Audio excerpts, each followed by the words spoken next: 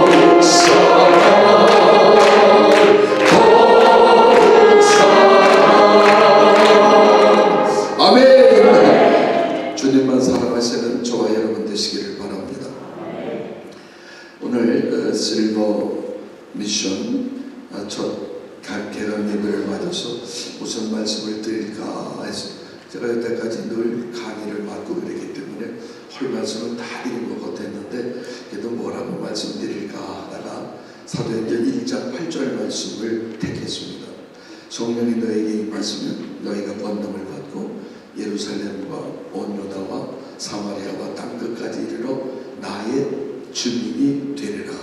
그러니까 우리가 이 세상에 살아갈 때에 우리의 사는 목적은 뭐라고요? 주님의 주민이 되는 것입니다. 이 주님의 등린이라는 게 얼마나 귀한 줄 모릅니다. 그런데 첫째 증인이 되려면 우리가 그 갖춰야 할 조건이 있는데 그 조건이 뭐냐면 성령이 너에게 임한다고 하는 것입니다. 우리가 예수를 믿을 때에 예수를 나의 구주라고 확실히 믿는 그 순간에 주님은 우리의 속에 역사하실 줄 믿습니다. 그래서 우리가 잘 아는 고린도전서 12장 3절에 보면 예수 그리스도가 성령이 아니면은 우리가 예수를 주라고 시인할 수 없다 그렇게 말합니다. 그러니까 내 속에 성령님이 계셔서 나로 하여금 예수를 주라고 증인할 수 있는 능력을 더해 주시는 겁니다. 사실 내가요 이렇게 믿는 것은 내 힘으로 믿는 게 하나도 없습니다. 성령님의 감화 감동으로 우리가 예수를 믿는 겁니다. 여러분 기억하시죠? 438장 보면 우리가 거기에 3절에 거친들이 궁궐이나 조망이나 내 주 예수 모신 곳이 그 어디나 하늘나라라고 합니다. 내 마음속에 하늘나라의 복이라고 하는 것은 누가 주시는 거요? 성령님이 주시는 것입니다. 그런데 우리가 정말 내가 성령님이 내 속에 계셔서 나로 하여금 그렇게 만든다고 하는 것은 내가 노력해서 되는 것도 아니고 내가 애써서 되는 것도 아니고 내 힘으로 되는 것도 아니고 하나님이 도와주시는 은혜라고 하는 것입니다. 그래서요 우리가 부르는 찬송 하나님의 은혜로 있을 데 없는 자 그 3절에 보면 뭐라고 합니까? 왜 내게 성령 주셔서 내 마음을 감동해 주의 일을 하게 하는지 난 알 수 없도다. 내가 하는 게 아니요 성령님이 함께 하실 때 우리는 예수를 주라고 고백할 수 있는 역사가 일어나게 될 줄 믿습니다. 그래서 성령이 우리에게 임하시면 우리는 권능을 받게 되는데 이 권능이라고 하는 것이 뭐냐면 다이나마이트요. 나는 아무것도 아니지만 내 속에 계시는 예수님이 나로 하여금 놀라운 폭발력을 허락해 주실 줄 믿습니다. 여러분들이 이제 과테말라로 가서 복음을 전할 때에 여러분들은 그렇게 능력이 없어도 관계없어요. 마음속에 누구만 계시면 된다. 그래서 예수님만 계시면 성령님만 계시면 여러분들의 모든 일생은 성령님이 책임져 주시고 주님이 붙잡아 주실 줄 믿습니다. 이 세상에 수많은 사람들이 있는데 우리에게 가장 귀한 것은 뭐냐면 내 속에 성령으로 가득한 사람입니다. 여러분들이 잘 아시는 에베소서 5장 18절에 보면 술 취하지 말라 이는 방탕한 것이니 오직 성령의 충만을 받아라 그랬습니다. 성령의 충만한 건 뭐요? 그렇죠. 지배를 받는 것입니다. 성령님이 나를 인도하시고 성령님이 나의 모든 삶을 주관하시는 그런 삶을 살아가야 돼요. 여러분들이 과대말 나가서 여러분들의 고집대로 여러분의 힘대로 여러분의 능력대로 하려고 하면 다 실패입니다. 나는 못하지만 성령님이 나와 함께 하셔서 성령님의 뜻대로 내가 해달라고 기도하고 했을 때 주의 성령이 내게 함께 하시고 여러분들의 그 모든 미션을 하나님의 승리로 이끌어줄 줄 믿습니다. 그럼 우리가 성령을 받으려면 어떻게 받아야 합니까? 사도행전 2장 38절에 보면 성경은 이렇게 말합니다. 베드로가 그들에게 이르되 뭐라 그래요? 너희가 각각 예수 그리스도의 이름으로 세례를 받고 죄의 사함을 받으라. 그리하면 성령을 선물로 받으리니 이렇게 말합니다. 그러니까 내가 성령을 받고 하나님의 도구가 되는 것은 내가 먼저 주님 앞에 나와서 죄 사함을 받고 용서받고 하나님의 성령이 나를 지배할 때에 내가 그런 능력이 우리에게 임하게 된다는 사실을 말씀드립니다. 시간이 없기 때문에 저한테 20분만 하라고 그래갖고 제가 늦어도 10분 전까지는 마치려고 합니다. 근데 또 하고 싶은 말이 많아서 하여튼 그건 이제 나중에 그랬을 때 하기로 하고 우리가 하는 것은 이 세상에서 제가 가장 하는 것은 여러분들이 가는 곳마다 만나는 사람들은 어떤 사람이냐면 불행한 사람을 만나게 된다 이겁니다. 어떤 사람이요? 불행한 사람. 불행한 사람은 어떤 사람이 불행한 사람입니까? 그렇죠. 예수 그리스도를 모르는 사람들을 불행한 사람이라고 합니다. 왜 그렇습니까? 예수님은 우리들의 복이시니까 그래요. 여러분들이 잘 알잖아요. 요한복음 20장 28절에 보면 도마에게 예수님이 부활하신 후에 말씀하시는 것이 그렇습니다.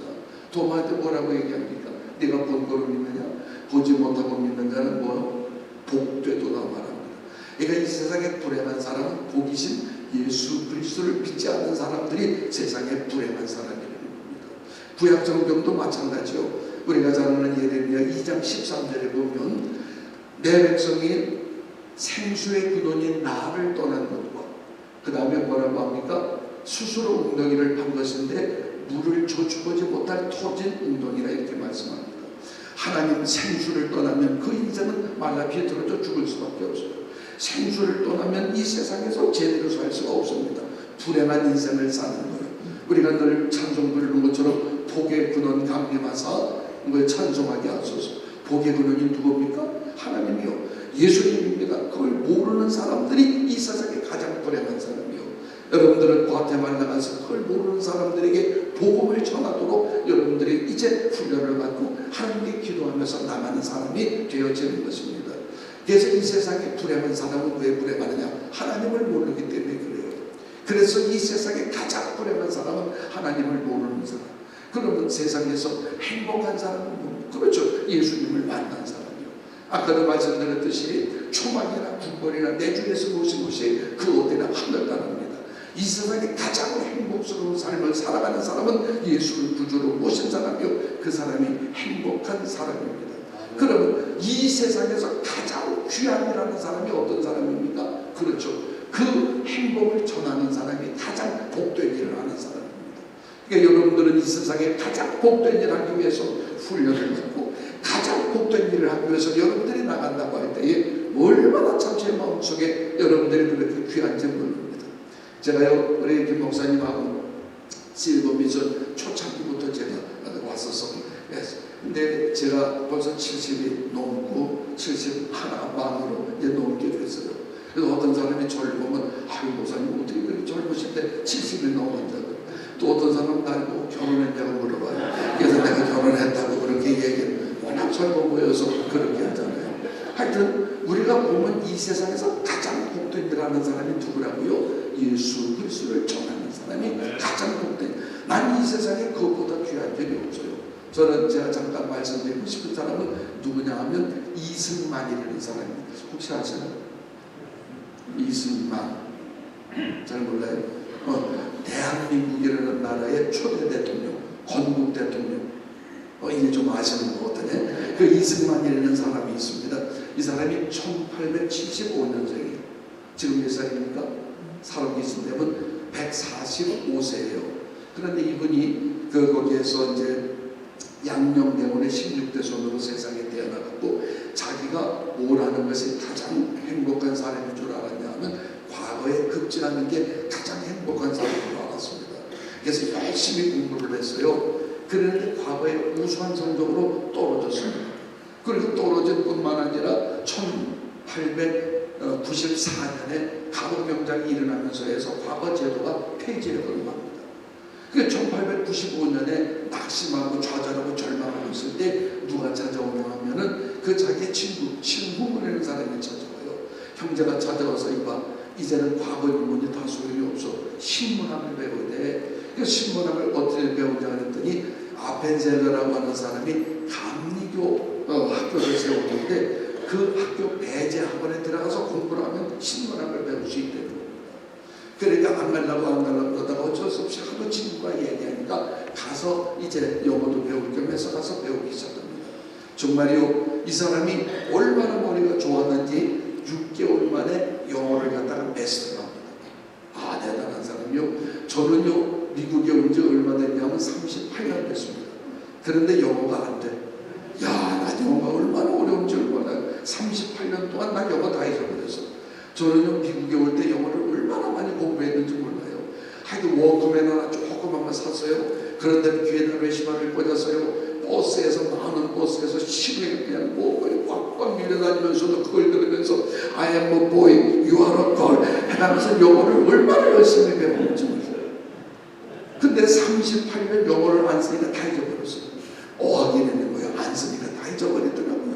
나는 미국에 와서요, 뭐 영어 쓸 일이 없어. 약국도 한국 사람이 하죠.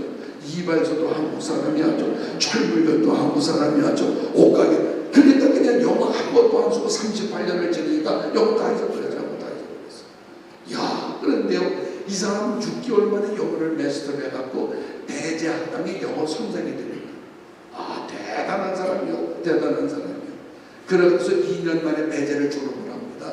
그리고 졸업하고 신문학으로 말미암아서 그때 고종을 반기를 들고서 그 왕정 제도를 폐하고서 그 미국처럼 민주주의를 세워야 된다고 그렇게 얘기하다가 감옥에 들어가서 사형 선고를 받습니다. 그 다음에 칼을 쓰고 그렇게 앉아있어요.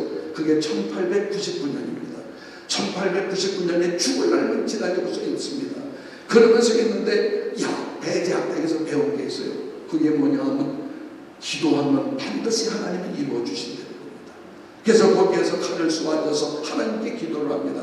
하나님, 내 영혼을 구원해 주십시오. 하나님, 우리 족보를 구원해 주십시오. 요거 딱 두 마디 했는데 그냥 감옥이 환해지면서 놀라운 역사가 일어나게 되어집니다. 이 사람 마음속에 하나님의 평강이 찾아오는 거예요. 그러면서 그렇게 자기가 죽을 몸인데도 죽어도 좋다고 하는 놀라운 하나님의 축복이 그에게 임하면서 성령이 가득한 사람이 되어져서요, 그렇게 고통과 아픔과 괴로움이 다 변해서 사람의 마음속에 평강으로 찾아와서 인생이 바뀌어지게 되어지는 겁니다. 성령은요, 이처럼 무서운 겁니다. 우리의 인생의 뜻대로 되지 않고 하나님의 역사가 되어서 그에게 하나님의 신이 임하게 되면서 인생의 변화가 됩니다.